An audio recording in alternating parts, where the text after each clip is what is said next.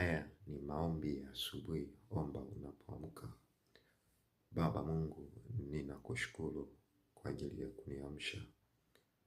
Asante Bwana, ukasema ni huruma zako ya kuwa hatuangamii, kwa kuwa rehema zako ni mpya kila siku asubuhi. Baba Mungu, nakushukuru kwa ajili ya rehema zako. Bwana, umenilinda na wote wanaonizunguka, watu wa nyumbani mwangu. Ninalibariki jina lako. Asante kwa ajili ya neema na rehema zako ambazo umeachilia asubuhi ya leo. Baba Mungu, ninakushukuru. Asante Bwana, nitakwenda kutoka katika malango ya nyumba yangu, katika malango ya chumba changu.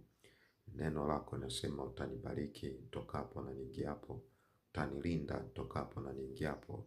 Ikawe hivyo sawasawa na neno lako, Bwana. Baba Mungu, huko niendako kabariki kazi za mikono yangu. Kila ninachokifanya unasema utakibariki, Bwana. Ukabariki Mungu mwenye nguvu, pia nakabidhi kazi za mikono yangu mikononi mwako, na mawazo yangu akathibitike. Kanipe umakini na usahihi.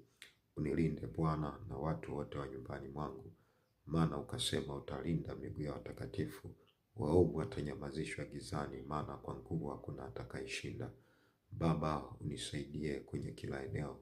Usinitie majaribuni, bali niokoe na yule mwovu, kwa kuwa ufalme ni wako na nguvu na utukufu hata milele. Amina. Uwe ni wewe asubuhi, uwe ni wewe mchana, uwe ni wewe usiku. Kila hatua naipiga iongozwe nawe. Ukasema utaagiza malaika zako waende katika njia zangu zote.